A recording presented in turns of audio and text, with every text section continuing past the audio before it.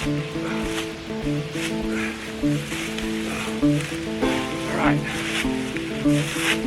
I think we're almost there. Stacy and I are hacking our way through the Pioneer Trail. It's an old Pioneer Trail that left from Missouri to Ohio, and we're almost there. We're going to Kidron, Ohio to Layman's.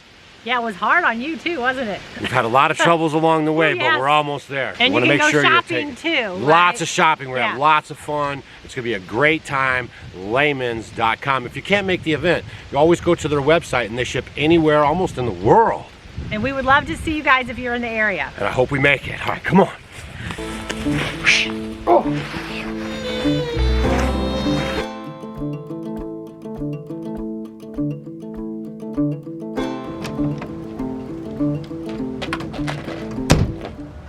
We made it here. We're in Kidron, Ohio at Layman's at their big superstore here. And I have lots of stuff on my wish list that I'm gonna go shopping, and I wanna bring you guys along. So let's go. Oh, good. Nothing better than wooden spoons and wooden utensils. And I have been looking for one of these wooden bread, like bench knives, to cut my dough. So I'm so excited. Over here we have oh, good. Hoskamocton fermenting crock. I've been wanting one of these. It has a water seal around the edge to help that, to keep them safe. And it has the weight on top. And it's a little over a gallon because I make tons and tons of sauerkraut. So this is perfect.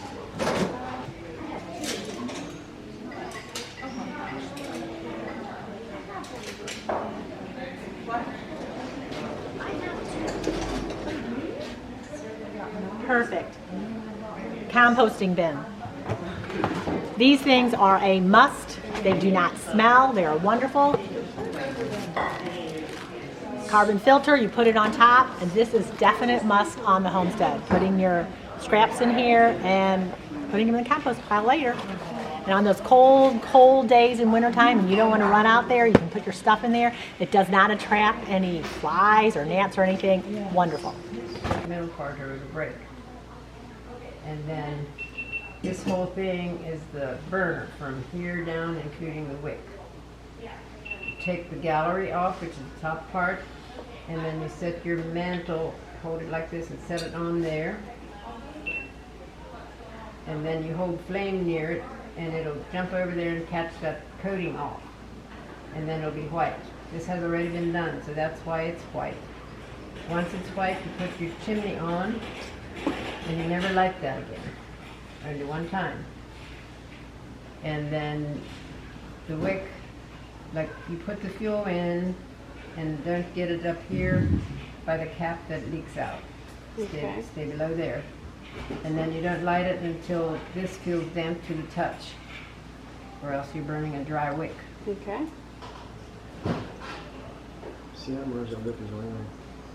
Okay, and then you put this back on, and there's little notches here which match up with these indentations. Set it on and twist it. Now the hotter it gets down here, the brighter this will glow. If you, it doesn't matter if you have the glass one, or the metal one, table lamp, or the shorter shelf one. They all have the same burner, no matter which one. You get the same amount of light. So you let that presetting like that for 10 or 15 minutes to preheat. So the hotter it gets down here, the brighter that will glow. I'm going to turn it up a bit so you can get an idea on how bright they get, and take note how a little bit I'm turning it. Oh, wow. And how much difference it is up there.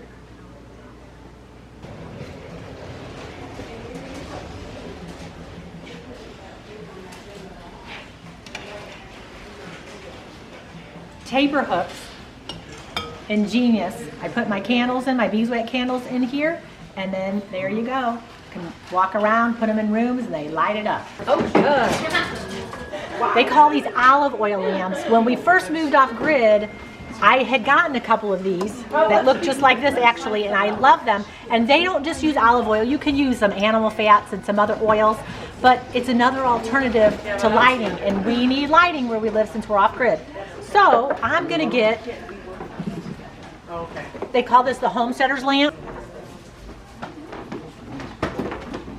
And this is all you do. You put it in a gallon jar, put your oil in it, and it'll really burn much brighter since it's in a bigger container. And then I'm also going to get this smaller one. And as you can see, these are jelly jars. You can put them in whatever jars you have. Let me show you how they work, because I love these. All it is a wick, and then you just stick it in there like that. That's the one type. That's what we have already. And then on this one, that's all it is. Little wick, and they light up. Simple. Okay. Oh, and then the other thing that I like about these is when you're ready to blow them out, all I do is put the lid on. They don't get any oxygen, and then just go right out. One of those two. Oh, and I can't leave Lehman's without getting my favorite hair shampoo. It's a shampoo bar by J.R. Leggett, and it's over 100 years old. It's been in business. This bar isn't 100 years old, but they've been in business a long time, so I always have to get that.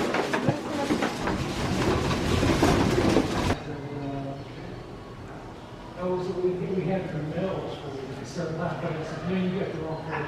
And look at this, it's an old mountain stove, cast iron stove, just like our wood burning stove at home. And it's a perfect addition, I think, to my grandkids. They will enjoy this because they cook with me on the wood cook stove at home. So this will be great. Too cute, I think I'm gonna get one of those.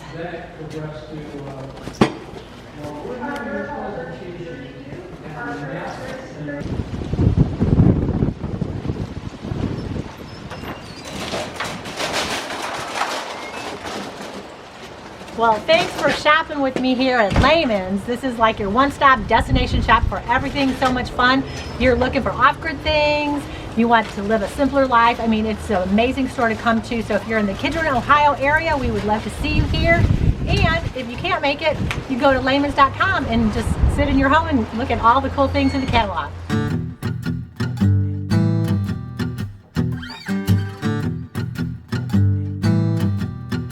When you ferment this thing, you get up to 700 times, 700 milligrams. Like, there's a lot of vitamin C in it. That's why the sailors, you know, use it for scurvy, acid problems. It's amazing how it can heal these things. Arthritis, it's just wonderful. So when you start, these are two different kinds of onions. The skins are very, very nutritious. Everyone throws out the skins, right? When you compost them. These skins are really, really filled with nutrition. So in the video that I just did, I talked about the skins, and all you gotta do is, taste amazing, is caraway seeds. Okay? Caraway seeds, C-A-R-R-A-W-A-Y. It's a seed, and you can find it in any spice places, but when you start putting that into your sauerkraut, it'll change everything. It tastes so good. And all the vitamins, the minerals that you're getting from them. So water, I mean, honestly, if you change one thing in your life, if you start putting good water into your body and totally cut out, I would not recommend at all anybody drinking tap water because it is not good for your body at all. But because you're mostly water. So if you wanted to change one thing about your health, look at your water that you're putting inside of it because it could change a lot of problems that you're having. You know, you look at your pipes and they calcify. When you're drinking that water, what is it doing to your joints? Your pipes too. It's the calcium, and you know, it's very true. So I'm always a big advocate of baby steps. You know, if you hear all this stuff, you can't do everything. Pick something, do for a while, for a few months or a year, and then move to the next thing. And those little things could really make a big, big difference. And if you guys are going to use like the Brita or something, make sure that you just take a pinch of salt and put it in the water before you drink it. You know, remineralize it and stuff, you know. But the Brita does, if you have water that has, like spring water, and it already has it in it, you really don't need Right. You're talking about when you filter water. Yeah. Glad you made it. I was catching rainwater off my barn, but we live in the woods and there are leaves all over, and the leaves are in the gutters and it turns the water brown. Is that okay to feed to my animals with that? Yeah, they won't care about it. They'll go drink out of the pond. Get your son up there and get that stuff cleaned up. What are you doing over there, man? So gutter guards are good. Keep the leaves out of the gutters, right? Because you really don't want the stuff in there. And then a first flush. right? I forgot, didn't really talk about that. On your systems, when you guys are going to design them for your place, you're always going to want to put in a first flush diverter. That's going to take the first several inches of rain off the roof, okay? It's called like a roof washer. And it's going to take the pollen and the poop and the leaves and any kind of dust and road dust, anything, and it's going to put it into a tank over here. And then when that tank fills up, right, then all the water now is going to go into the other tanks. That's the clean water. So you always want the first flush first. It's going to have all the dirty water in it. When it fills up, water takes the path of least resistance. So then it's going to back into the tanks, and that's how we do it. It fills up both 1,500 gallon tanks simultaneously. Okay? Without the first flush, then you're going to have that water in there, and you're going to have more problems. Really, you're going to have bacteria problems possibly, and yeah, you're going to probably have to go on to the bleach in the water or something. So always put in that first flush. It really makes a big difference. How do you get the water out of the first flush?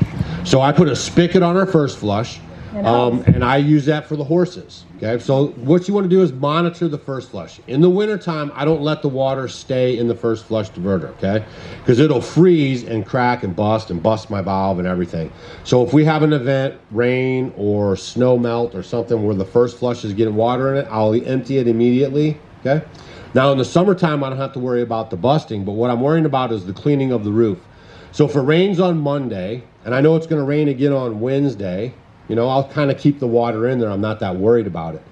But if I'm not really using the water that much for the horses and it's in there, but it's going to rain Monday, but then there's no rain for like 3 weeks, I'm going to get that water out even if I don't use it for the horses, because that's going to allow too much time for the roof to get dirty again, right? So then I want all that 3 weeks worth of dirtiness to go into the first flush first, whereas a couple days isn't going to make a big difference. And it's really burning, and you stick this on here, you're going to get black soot all over your globe here, and you won't be able to see very good, and it's a big mess. But the good thing is these clean off really good. Just put them in soapy water and they will clean right up. Now the thing that I didn't think about, you know, there's all the different parts to the lantern. Getting extra these. This is the only thing that you have to replace a lot of times because these break a lot. So I always get extras of those. But the wicks will last you, I mean, we've been off grid 12 years, I still have the wicks. All right, so we're back home now, but the reason why that wick thing was so funny, when we first got there and we were doing the whole class thing, thanks Layman's for hosting the community event, I really like that. But we started talking about things that we got when we first started moving off grid and how we got the Layman's catalog. You know, we were circling things.